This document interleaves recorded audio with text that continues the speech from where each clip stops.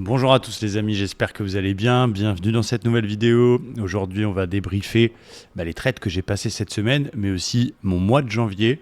Voilà, je vais tout vous montrer avec transparence, ce qui est bien, ce qui est moins bien, et essayer de répondre à la question combien j'ai gagné d'argent sur les marchés au mois de janvier. Donc avant de débriefer les trades, on va revenir sur tout l'historique du mois. Et on va commencer évidemment avec notre journal de trading. Donc ça, c'est un outil qu'on met à votre disposition gratuitement si vous voulez l'utiliser. Il n'est pas fait que pour les stratégies que j'utilise moi. Vous pouvez ajouter vos setups si vous travaillez d'autres méthodes. Mais c'est bien parce que ça vous permet d'avoir des datas sur votre activité. Plus facile bien sûr derrière pour débriefer vos trades, mais aussi avoir une vision claire sur votre activité de trading. C'est important de tenir un journal. Il y a plein de datas qui ressortent. On l'analyse très souvent en live avec les membres de l'école. Et du coup, c'est cool puisque ça permet de mettre vraiment plein de choses en évidence. Et c'est super. Donc cette semaine, d'abord, ce mois-là, ce qu'il faut retenir, c'est la répartition des trades. Donc j'ai fait 9 trades au mois de janvier. C'est je ne vais pas dire sous-activité, mais presque. Ça ne fait pas beaucoup de trades. Très sélectif. On savait qu'il y avait pas mal de news entre la Fed, entre l'inflation, entre les résultats américains et évidemment Donald Trump. Donc le premier truc à souligner sur mon mois, c'est ce nombre de trades qui est très très réduit. Pourtant, je day trade les indices américains. Donc on est quand même connecté sur les écrans, prêt à trader tous les jours du lundi au vendredi de 15h30 à 18h à peu près. Vous êtes sur mes écrans, vous voyez ce que je vois, j'explique les trades, pourquoi je rentre ici, pourquoi je rentre là, pourquoi je sors, blabla. Donc c'est très important pour vous former, pour comprendre. Voilà, je fais partie des seules personnes qui ont fait le choix de trader en direct. Ça m'ajoute une petite pression supplémentaire, mais en même temps, ça me permet de faire le mieux possible, puisque je suis là aussi pour montrer l'exemple. Et je trouve que c'est indispensable pour que vous compreniez. Parler du passé, ce qu'il fallait faire la semaine dernière ou faire du backtest, ça n'a pas trop de sens. Moi, si je prends un coach sportif, le gars, je veux qu'il fasse ses exercices, qu'il m'enseigne devant moi. Et je veux qu'il ait le corps que j'ai envie d'avoir. Donc en trading, c'est exactement la même chose. Je sais que c'est quelque chose que vous aimez bien. Alors, le but, c'est pas spécialement de faire exactement la même chose et du copy trading, même s'il y a certaines personnes qui prennent uniquement mes décisions. Mais c'est surtout de les comprendre et savoir pourquoi j'achète, pourquoi je vends ici, etc., etc. Ma méthode, vous le savez, elle reste assez basique techniquement, même s'il y a une très très bonne analyse et une très bonne lecture des zones. On verra encore une fois cette semaine. Mais le signal en lui-même, il est assez simple. C'est des bulles, des divs, des opères, vous connaissez. Faut pas que la méthode au final elle soit trop complexe, parce que sinon vous n'allez pas être à l'aise en position si vous ne savez pas ce que vous faites. Donc c'est pour ça que moi je continue à utiliser des stratégies plutôt simples. Bref, revenons là-dessus. Donc 9 trades, c'est quand même pas beaucoup. Et je suis assez content de moi. On n'est pas payé au nombre de trades, on est payé à la qualité de ses décisions. Et du coup, ça montre que j'ai été plutôt prudent et assez, on va dire, sélectif sur les setups. Donc vous voyez, sur un mois, en l'occurrence du 1er au 31 janvier, donc il y avait 1, 2, 3, plus 5, 5, 5, donc ça fait 18, 19, 20, 21, 22, 23 sessions. Sur 23 sessions, j'ai pris que 9 trades. Donc bon, c'est quand même bien. En termes de statistiques, donc j'ai 33% de break-even. Ça, c'est le standard habituel. J'ai 22% de TP et 44% de take profit. Je sais que je suis un petit peu en dessous concernant les stop-loss. Habituellement, j'ai plutôt 30-35% de stop-loss. Donc voilà, est-ce que j'ai chaté ou pas? Est-ce que j'ai eu juste un peu plus de réussite? On est sorti en fin d'année d'un mois de novembre qui était pas bon du tout, avec vraiment beaucoup de stop-loss, qui s'explique pour différentes façons. Il a eu des conséquences aussi, ce mauvais mois de novembre. Je vous en parlerai juste après. Mais là, est-ce que c'est le fait d'avoir été plus sélectif? Est-ce que c'est le fait d'avoir plutôt suivi la tendance? On a énormément de décisions non prises, quand même très important aussi. Je sais que il y a pas mal de personnes qui me disent « Ouais, Romain, tu mets plus trop tes débriefs sur Telegram, etc. etc. » Mais pourquoi tu n'as pas pris ci, pourquoi tu n'as pas pris ça? Pour vous donner un exemple, vous voyez, cette semaine, donc ça c'est mon journal dans le Discord, on a ajouté les setups abandonnés, donc c'est-à-dire les setups qui ressemblent à ma stratégie, mais que je ne prends pas pour différentes raisons. Par exemple, lundi, il y avait un 61% sur le dos que je n'ai pas pris parce qu'il y avait une news. il y avait une bulle M30 mais qui était peu crédible. Et il y avait une divergence mais avec un RR trop juste. Mardi, il y a eu une réintégration au pair par le bas, mais il y avait une div 1 heure en face. Jeudi, par exemple, il y a une sortie d'opère sur le dos, mais il y avait une zone juste au-dessus. Et pour vous donner un exemple, cette semaine, j'ai fait 3 trades, mais j'ai eu 1, 2, 3, 4, 5, 6, 7, 8, 9, 10, 11, 12, 13, 14, 15, 16, 17, 18 setup. J'ai eu 18 décisions à prendre finalement, et sur ces 18 décisions, il n'y en a que 3 qui me paraissaient, 4 pardon, qui me paraissaient tip top. Vous verrez que vendredi, j'ai pas été exécuté. Mais du coup, 4 trades exécutés ou en tout cas tentés sur 18 situations dans notre stratégie. Vous voyez, le gap finalement est énorme. Donc, très sélectif. Pas mal de contre-arguments qu'on a bien mis en évidence qui m'ont évité des pièges parce que quasiment tous ces setups abandonnés par une raison technique ou news ou RR, il y en a beaucoup qui n'ont pas marché. Mais du coup, faut se former à un moment donné, les gars, pour apprendre, pour comprendre tout ça. Je donne beaucoup de choses évidemment, mais évidemment que les membres qui sont avec moi en direct, ils connaissent tout ça, ils savent pourquoi j'y vais pas là, ils savent pourquoi j'y vais par contre ici. Et du coup, à un moment donné, ça s'apprend. Donc, je sais que vous vous concentrez beaucoup sur la méthode et les signaux, mais la méthode, c'est aussi l'environnement d'un setup. Donc voilà, je pense que ce mois de janvier et ce peu de trades s'explique pour ça, c'est qu'il y a eu peut-être 50 situations, mais il n'y a eu que 9 fois où j'estimais qu'il n'y avait pas de contre-argument et que c'était feu vert pour y aller. Le plus gros trade que j'ai fait, c'est 4,6 sur le mois de janvier. Donc c'est bien. Je ne suis pas le gars qui fait les plus gros ratios non plus. C'est mon maximum, c'est 4,5. Hein, c'est rare que je dépasse 4,5. Par contre, le gain moyen, il est de 2,9. Donc il est un peu au-dessus des 2,6 habituels en RR que j'ai sur le long terme. Donc c'est bien. Ça veut dire qu'on a eu quand même pas mal de beaux trades à beaux ratios qui sont passés. Et du coup, forcément, ça permet un beau RR. Parce que quand tu gagnes 3, forcément, tu couvres 3 stops. Alors que quand tu gagnes 1, tu couvres qu'un stop. Donc je sais qu'il y a quelque chose dont vous avez un peu de mal, c'est de laisser les trades gagnants couler. Même des fois, il y en a qui laissent trop longtemps couler, d'ailleurs, parce que c'est normal, vous êtes en position. Maintenant, avec les propres firmes, c'est des sommes que vous n'avez peut-être pas sur vos comptes bancaires, donc ils tournent un peu la tête. On voit 1000 balles de gain, c'est pas le TP, on est qu'au ratio de 1, mais ça redescend un petit peu, on hésite, on se dit vaut mieux 1000 que 0. Du coup, vous sortez du schéma statistique et malheureusement, vous vous concentrez beaucoup, et c'est pour ça que je dis que le trading, c'est beaucoup dans la tête. Vous vous concentrez beaucoup sur les résultats court terme et vous appliquez votre échelle de référence à votre activité, ce qui n'est évidemment pas bien. Maintenant, c'est normal, puisque la plupart des gens font du trading évidemment pour gagner de l'argent. Donc c'est logique qu'au départ, et moi je l'ai été pendant longtemps, on soit très attaché aux résultats à court terme. Et il faut de l'expérience pour se détacher de ça et considérer que les gains latents ne nous appartiennent pas. Donc moi, vous le savez, ce que je propose, c'est de protéger les paliers. Je passe BE au ratio de 1 et ensuite je laisse couler et je protège mon 2 au 3, mon 3 au 4, etc. etc. Donc comme ça, au moins, pas de sentiment. Je suis repris au 2, au 3, au 4, c'est comme ça. Qu'est-ce qu'on peut voir d'autre sur les stats ? 56% d'achat, 44% de vente, et là, ce mois-là, ce sont les ventes qui m'ont rapporté le plus d'argent. Donc ça, c'est intéressant dans un marché qui est quand même encore en tendance haussière. Donc intéressant. Il y a eu 7 trades sur OPR, une bulle à pesanteur et une divergence. Donc vraiment typique méthode. Et c'est kiff-kiff entre le dos et le Nasdaq sur les gains. 4,64, un petit peu plus pour le Nasdaq en 3 trades et 4,24 sur le dos. Donc ça, c'est bien. C'est le journal de trading. Maintenant, je pourrais raconter ce que je veux. Clairement, je pourrais mettre n'importe quel trade, je pourrais mettre un capital de fou. Des faits, des chiffres, on veut des chiffres. Alors, moi j'ai plusieurs types de comptes. D'abord, j'ai 2 FTMO, 400 000 dollars, donc 2 fois 200 000, pardon, donc 400 000 dollars. Ok, donc c'est 2 comptes à 200 000. Sur ces comptes à 200 000, j'ai gagné 7 800 dollars environ.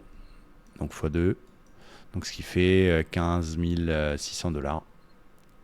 Et j'ai décidé de laisser couler sur un et de retirer sur un autre.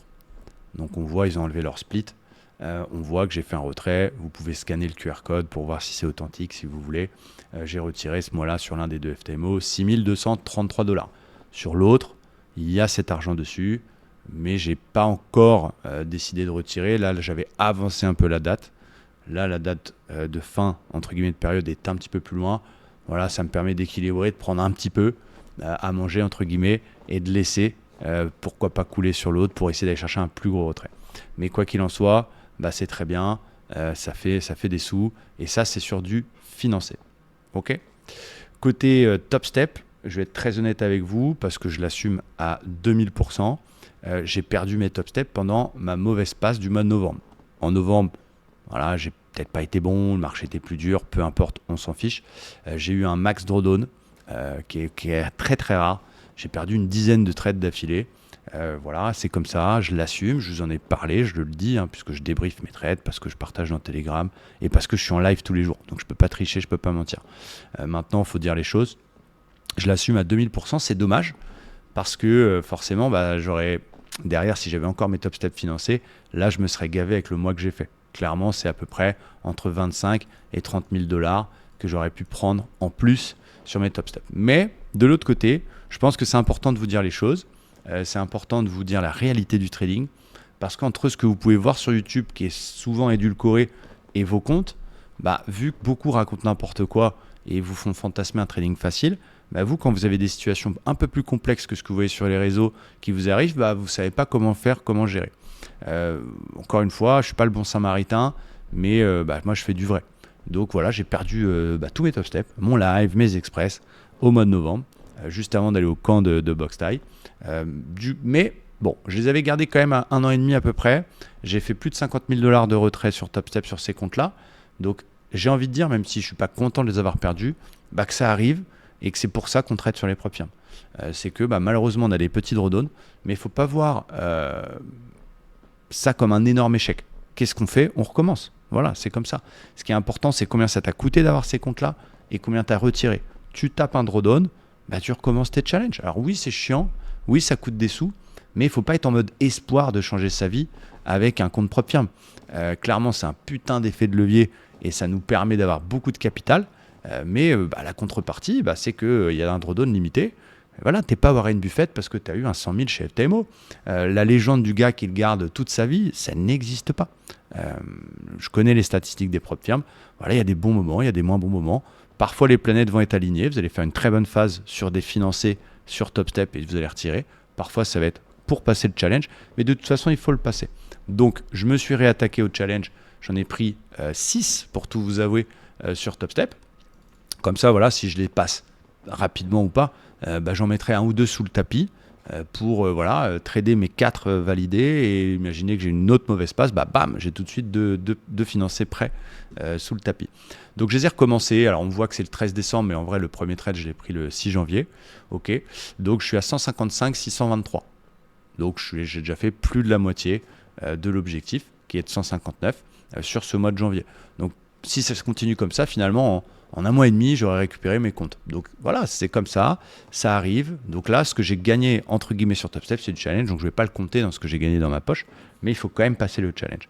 Mais j'insiste vraiment pour ça, parce que je sais que voilà, ça peut être frustrant pour vous, parce que naturellement, vous avez de l'espoir peut-être de changer votre vie avec le trading, et c'est possible. Moi, le trading, il a changé ma vie, clairement. Que ce soit directement sur les marchés, directement avec l'argent que je gagne, avec mon trading, mais aussi avec l'école et avec tout ce que je partage. Mais voilà, il faut connaître la réalité, là où on met les pieds. Entre la gestion de ses émotions, le risk-reward, le money management, les trades, est-ce que vous allez être capable de ne pas trader, d'y aller. Il y a énormément de choses à gérer, mais en plus, vous devez avoir conscience, effectivement, que notre outil, notre matière première, c'est le capital. Il y a 2 options.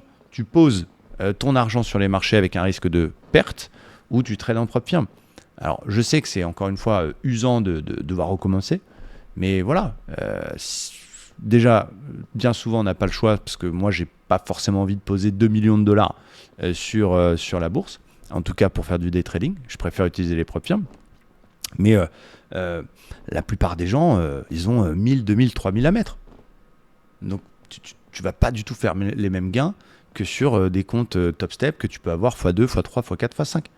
Donc voilà, je l'assume, vous en penserez ce que vous voulez. Et j'espère que très bientôt, je retrouverai mes Top Step et je retrouverai un compte live et je pourrai refaire des retraits. Voilà, pas de lézard en tout cas, c'est assumé. Donc voilà, je ne sais pas si ça peut vous motiver ou pas, mais vous voyez dans l'état d'esprit dans lequel il faut se mettre. Vous êtes la seule personne que vous devez, à qui vous devez justifier des choses. Arrêtez de vous comparer au réseau. Arrêtez. La légende du gars qui garde son top step ou son FTMO à vie, ça n'existe pas. Vous n'avez rien d'autre à prouver qu'à vous-même. Donc voilà, si toi aussi tu as eu une mauvaise passe, tu es obligé de recommencer, bah tu vas récupérer. Never give up les gars. C'est ça le trading. Il y a des bons, des moins bons moments. On les regarde, les autres, ils gagnent tout le temps. Bon, c'est bien. Mais la réalité, c'est que les gens partagent que ce qui fonctionne. Nous, on prend des stops, ça arrive, et des fois, on perd les comptes. On les récupère. C'est que du temps. La bonne approche, tu as un budget de départ, peut-être 2000 balles. Tu vas pas les mettre de FTMO à 200 000. Parce qu'il faut que tu les aies du premier coup, sinon tu ne peux pas les repayer. Tu vas aller crescendo. Tu vas prendre un petit compte. Ce qu'a fait Emeric, membre de l'école, qui est à Koh Samui avec moi, il a retiré plus de 35 000 $ en 6 mois. Bah, lui, il l'a fait intelligemment. Il avait 5 000 pour la bourse. Bah, plutôt que poser ces 5 000 ou plutôt que s'enflammer avec des gros challenges, il est allé tranquillement, un par un, pour pas avoir une grosse dépense en termes de coût de challenge. Et puis ensuite, avec ses retraits, bah, il garde une partie pour justement au cas où il doit repasser. C'est comme une entreprise, votre trading. Vous comprenez ce que je veux dire. Donc bref, je reviens là. J'espère les récupérer bientôt. J'ai également un compte perso que j'ai ouvert chez un broker CFD. J'en ferai pas la pub. Je fais pas d'affiliation. Voilà, je vais vous montrer qui c'est, mais il n'y a pas de lien, etc. dans le Discord ou dans la vidéo YouTube. Si vous voulez y aller, vous y allez. Si vous voulez pas y aller, vous y allez pas. C'est un broker que je connais bien parce que ça fait des années que je travaille avec eux. J'ai toujours eu un peu de sous chez eux. Ça s'appelle SimpleFX. C'est les prix des futurs. Le spread est assez bas. Il y a un gros effet de levier. C'est les graphiques TradingView. Et surtout, tu peux déposer, retirer instant en crypto. Donc, sur ce compte, moi, je trade un compte à 100K.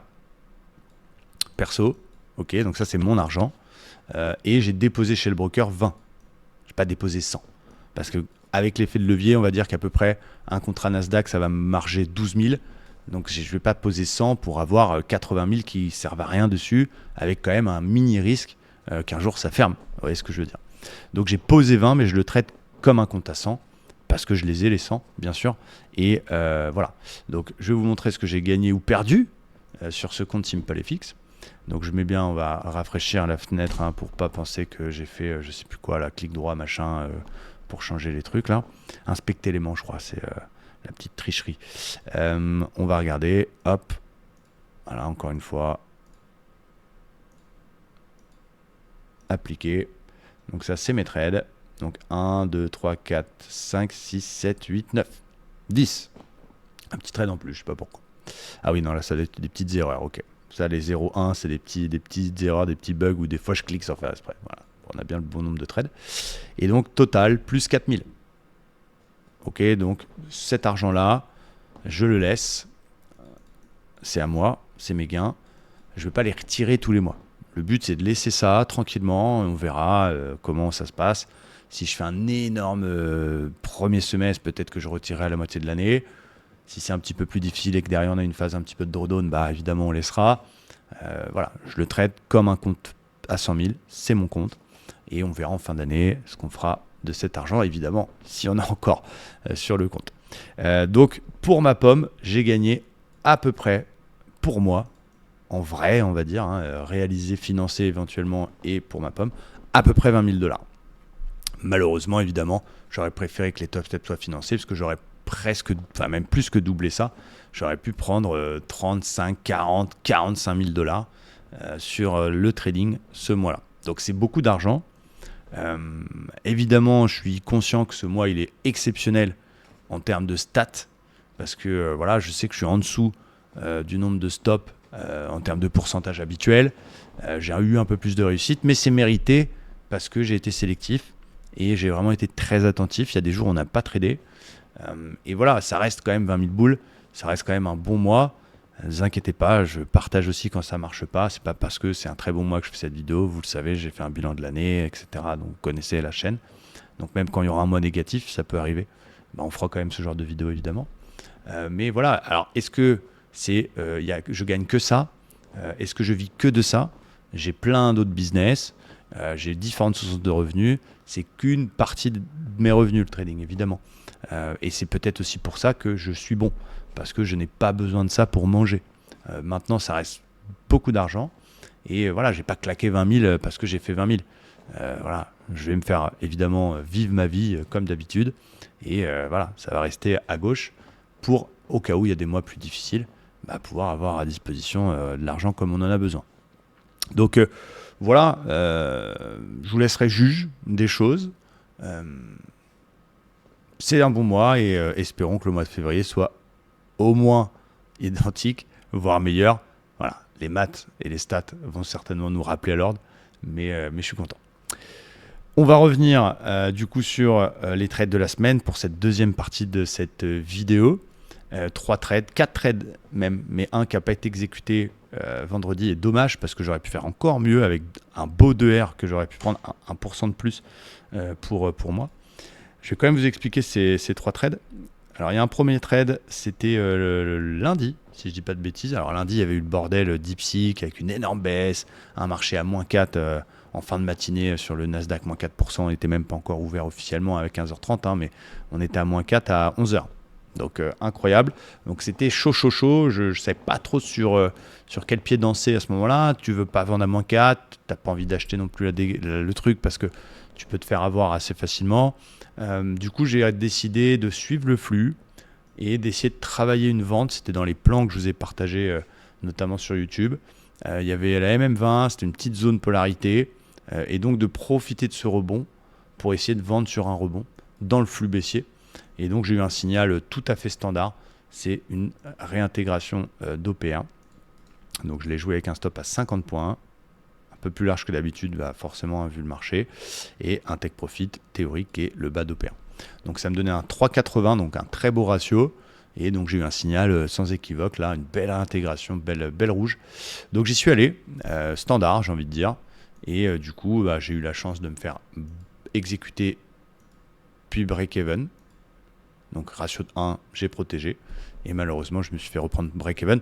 Malheureusement non, puisque derrière, il aurait défoncé mon SL si je n'étais pas passé BE. Pour petite cerise sur le gâteau, aller sur le bas d'OPR en toute fin de session. Voilà, trade standard, BE, donc aucune conséquence financière. Et une belle décision.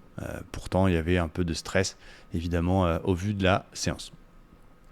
Là, c'est le plus beau trade de la semaine, bien sûr.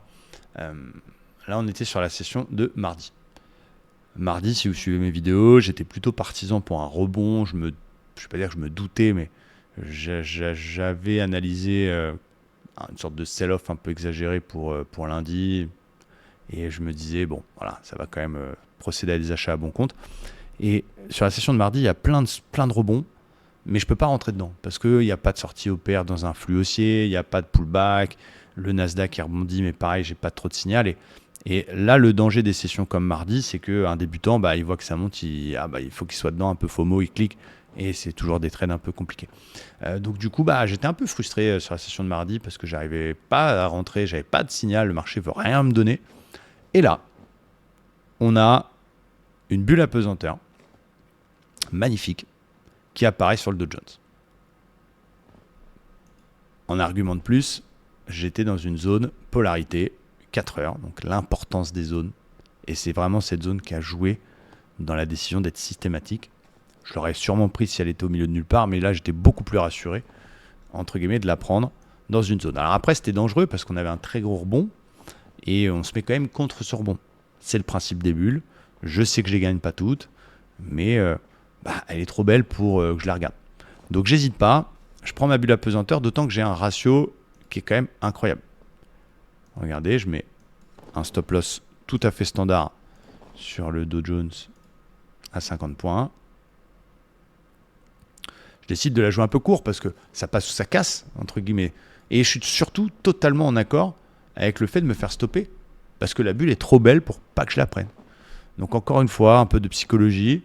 Chaque trade peut fonctionner ou ne pas fonctionner. Chaque trade est différent. Ils ne sont pas liés entre eux.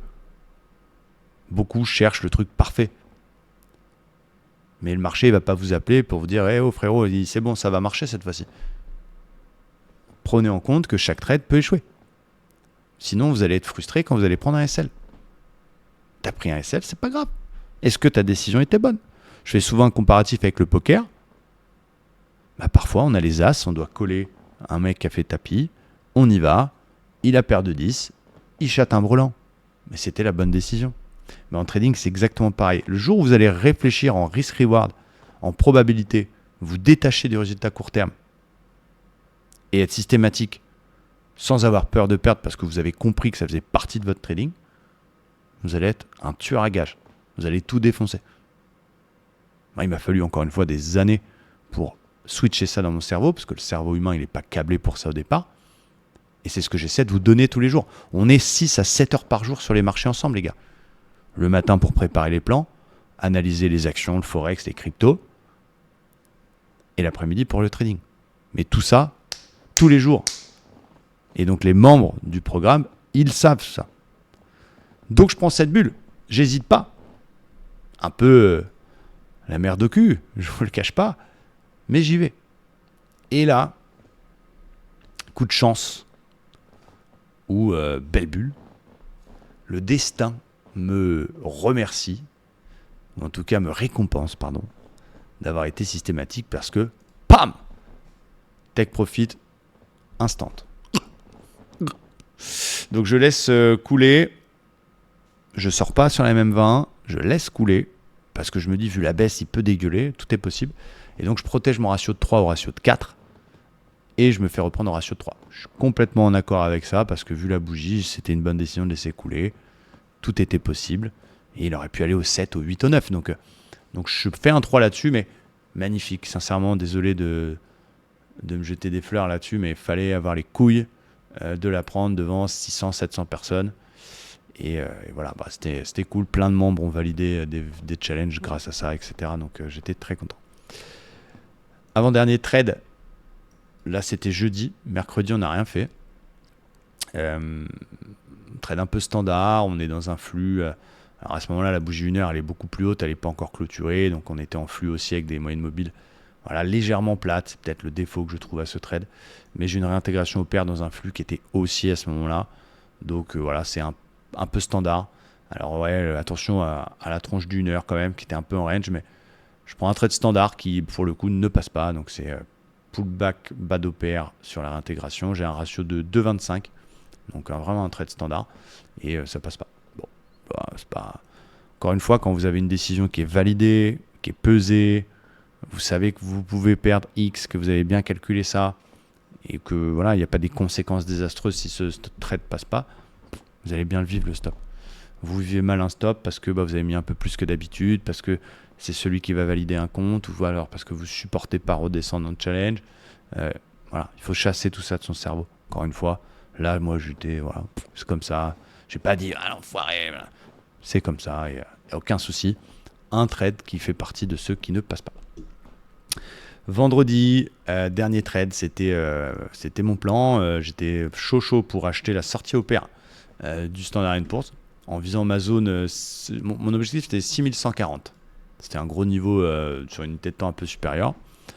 Donc je mets un ordre d'achat sur la cassure au pair avec un ordre sur le haut de pair. Je mets un stop un peu court parce que je me dis que voilà, c'est suffisant au vu de la tronche du marché et mon TP c'était 6140, donc ça faisait un ratio de 2,5. Regardez, il y va quasiment instant. Sauf que le problème, c'est que j'ai mis un ordre, et il m'a pas pullbacké le pair pour 0,25 points. C'est-à-dire que là, pour 0,25 points, je prends pas un 2,5. Dommage, mais le mois est déjà très bon, la semaine est déjà très bonne. Encore une fois, il faut accepter ces situations-là. Il ne faut pas se dire, la prochaine fois, je mets au-dessus, etc. Ça fait partie du trading. Parfois, on ne se fait pas stopper pour 0,25. Parfois, on ne se fait pas BE pour 0,25. Là, je ne suis pas exécuté pour 0,25. Je me dis quand même que la décision était plutôt bonne. La vision était plutôt juste. La zone, d'ailleurs, a fait résistance en fin de session. Et voilà, c'est comme ça. C'est pas du tout un accident. C'est quotidien. Quand vous êtes sur les marchés depuis des années, je vous jure que ça, je l'ai vu 100 fois. Un stop qui vaut TP, je l'ai vu 500 fois. Et voilà, faut rester le plus stoïque possible. Et c'est tout, mais c'est bien déjà. Donc voilà pour cette vidéo. Si vous devez retenir quelque chose, c'est que en trading, on peut gagner de l'argent. En trading, on peut gagner beaucoup d'argent. Mais ça s'apprend. Ça ne s'improvise pas. On ne s'improvise pas trader. Je sais que beaucoup d'entre vous ont envie d'essayer tout seul ou ont envie avec quelque chose d'un peu bon marché pour apprendre. Ils ont envie d'avoir la méthode miracle, celle qui ne perd pas.